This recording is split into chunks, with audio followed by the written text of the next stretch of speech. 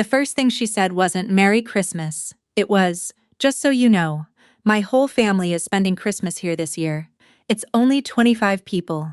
I was standing in my own kitchen, still holding a mug of coffee that suddenly felt much heavier than it had a second earlier. 25 people. In my house. My daughter-in-law smiled like she'd just shared wonderful news, already looking around my dining room as if she were mentally assigning seats. I smiled back. "Perfect," I said. Her smile grew wider. "I'm going on vacation." The smile disappeared so fast it almost made me laugh. "You'll cook," I continued calmly, setting my coffee on the counter. "You'll clean. You'll host your family after all. I'm not your servant." She stared at me like she'd never actually seen me before. And that wasn't even the biggest surprise waiting under the Christmas tree. If you enjoy real stories where one unexpected decision changes everything, subscribe now, because this Christmas taught me something I'll never forget. And I have a feeling you won't either. For 32 years, Christmas had belonged to me. Every December, I transformed that old house into something magical. Garland wrapped around every staircase, cinnamon candles filled every room. I baked cookies from recipes my grandmother had handwritten on faded recipe cards. My late husband used to joke that I started decorating before Thanksgiving leftovers were gone. After he passed away 6 years earlier, I kept every tradition alive, not because anyone asked me to, because I wanted my family to always have one place that felt like home. My son, Daniel, always said Christmas at Mom's house was the one thing that never changed. Even after he married Ashley 3 years ago, I welcomed her with open arms. I gave her family recipes, included her in every tradition, and even let her hang the star on the tree the first Christmas after the wedding. I thought we were building something together. Looking back, I realize I ignored dozens of little warning signs. Ashley had a habit of asking for favors that somehow became expectations. "Can you watch the kids Saturday?" "Of course." "Could you make dessert for my parents' anniversary?" "Absolutely." "We're hosting friends. Could you come early and help clean?" "Sure." Every yes quietly became another job description. The strange thing was that she never seemed grateful. She acted as though helping was simply my role. Daniel never noticed, or maybe he didn't want to. 2 weeks before Christmas, Ashley called and said she wanted to discuss holiday plans. I honestly expected we'd talk about presents. Instead, she arrived carrying a notebook. "I've already planned everything," she announced, spreading pages across my dining table. There were seating charts, menus, shopping lists, even sleeping arrangements. "For my house," she pointed at one page. "My parents will take your bedroom because Dad snores and needs more space." I blinked. "My bedroom? You can use the guest room, it's only for a few nights." Only, such a tiny word. Amazing how much disrespect can fit inside 4 letters. Then she kept talking. "My cousins are bringing their children, so we'll need your craft room for toys. Our family opens presents at 6 in the morning. Oh, and you'll probably need to start cooking around 4 a.m., since there are so many people." She never once asked, she simply assigned. I looked toward Daniel. He shifted uncomfortably in his chair. He didn't interrupt, didn't object, didn't even meet my eyes. If you're watching this, tell me in the comments where you're watching from. It's always amazing to see how many different cities and countries these stories reach. Now let me tell you what happened next, because that's when everything changed. I let Ashley finish every last detail, then I quietly asked one question. "Who invited 25 people into my house?" She frowned as though I were missing something obvious. "I did." "And you didn't think to ask me first?" "I assumed it would be okay." That word again, assumed. I folded the notebook closed. "No," she laughed, not a nervous laugh, a dismissive one. "Oh, come on. Don't make this difficult." Difficult. That was interesting. Apparently saying yes to everything made me kind. Saying no once made me difficult. I stood. "Christmas is cancelled." Daniel finally looked up. "What?" "Not Christmas itself," I clarified. "Hosting it here." Ashley's face hardened.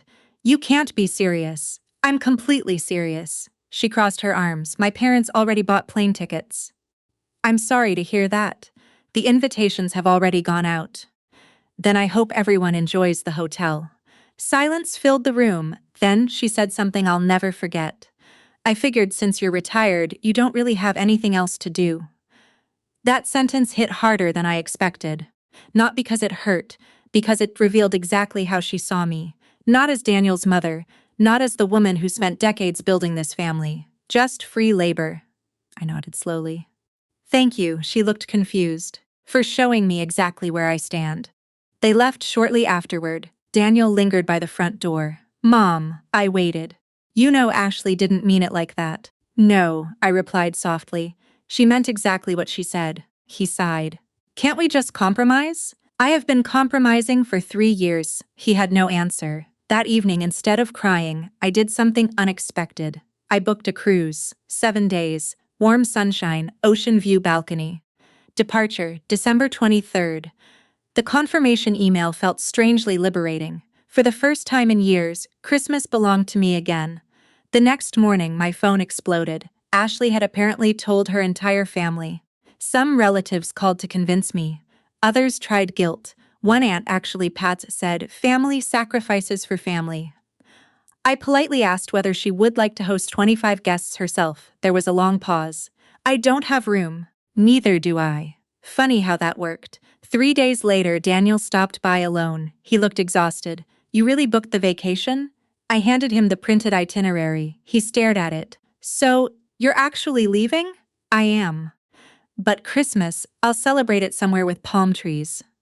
For the first time, he laughed. Just a little, then the smile disappeared. Ashley's furious. I know. She says you're trying to embarrass her. I leaned back in my chair. Daniel, did I invite 25 people? No. Did I volunteer to cook for them? No. Then who embarrassed her? He rubbed his forehead. I watched realization slowly begin to appear. Not fully. Just enough to make him uncomfortable. Then he admitted something surprising. I never actually knew she'd invited everyone without asking. I believed him. Ashley had framed the whole thing as already decided before he'd questioned it. He promised he'd talk to her. I wished him luck. Christmas was still 10 days away. I assumed that was the end. It wasn't. 5 days before my trip, my neighbor Carol knocked on my door carrying a package. I think this belongs to you. Inside was a delivery addressed to Ashley party decorations, disposable plates, personalized napkins. Printed across every single one were the words, "The Johnson Family Christmas at Grandma Helen's." Grandma Helen. Me, nobody had even asked whether I wanted to be called Grandma Helen on decorations. I laughed so hard, tears rolled down my face. Carol looked horrified. I couldn't stop laughing. Sometimes disrespect becomes so absurd it's almost comedy. That afternoon, I carefully packed every unopened box back together. Then I drove them to Ashley's house. She answered the door. Without saying a word, I handed her everything. I thought these belonged at the host's house. She stared at the boxes. But, Merry Christmas. I walked away before she could answer. The phone stayed strangely quiet after that, almost too quiet. Then, 2 days before I left, Daniel called. Mom, can you come over? His voice sounded different, not angry, defeated. When I arrived, Ashley wasn't there. Daniel sat alone in the living room. The house looked as though someone had abandoned a party halfway through planning. Lists covered the coffee table. Food estimates, seating charts, budgets. He pushed one spreadsheet toward me. I looked down. The estimated cost for hosting 25 people was nearly $4,000. I looked at him. You were paying for all this? He nodded. I didn't even know. Ashley had apparently volunteered him for nearly everything without discussing it, just as she'd volunteered me. He leaned forward. Mom, I think she's been treating both of us like resources instead of people. There it was. The sentence he'd needed months to discover. I didn't celebrate. Realizations like that usually come with pain. He apologized, not just for Christmas, for every time he'd dismissed my feelings to avoid conflict. I should have listened.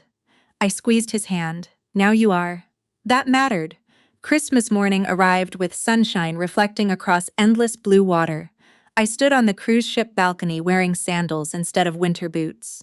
No alarm clock, no frantic cooking, no mountain of dirty dishes waiting after dinner. Just peace. I called Daniel. Merry Christmas. Merry Christmas, Mom. His voice sounded lighter. So, how's everything? He laughed. Half the family canceled. What happened? When they realized Ashley expected everyone to help pay for food and clean afterward, suddenly everyone had other plans. Interesting. People who expected someone else to do all the work disappeared the moment responsibility became shared. And Ashley? A pause. She's thinking. That answer told me enough. When I returned home after New Year's, Daniel invited me for dinner, just the three of us. Ashley greeted me at the door. She looked nervous. Not defensive, nervous. Halfway through dinner, she cleared her throat. I owe you an apology. I stayed quiet. I got so caught up trying to impress my family that I stopped seeing how much I was asking from everyone else. She looked directly at me. I never actually imagined what it sounded like until I heard myself explaining it to other people. I appreciated the honesty, not because it erased everything, because accountability always has to start somewhere. She handed me a small envelope. Inside was a gift certificate, a weekend spa retreat. For next Christmas, she said, so you don't have to lift a finger. I smiled. Or, she nodded. Or we could just have dinner with 6 people instead of 25. Now that sounded like progress. The following Christmas looked completely different. Everyone brought a dish. Everyone cleaned together. Nobody assigned jobs. Nobody assumed. The laughter sounded genuine because no single person was carrying the entire celebration on their shoulders. Sometimes families don't fall apart because of one huge betrayal. Sometimes they slowly drift into unhealthy habits because nobody speaks up. I spent years believing keeping the peace meant saying yes, but peace built on resentment isn't really peace. It's just silence waiting to break. The funniest part is that people still ask me about the Christmas cruise. I always smile, because they think the vacation was the best gift I gave myself. It wasn't. The best gift was finally teaching the people I loved that kindness should never be mistaken for obligation. Once they understood that, every Christmas afterward became something it had never truly been before. A celebration shared equally by people who respected one another. And that, more than any perfectly decorated tree or expensive present, became the tradition worth keeping.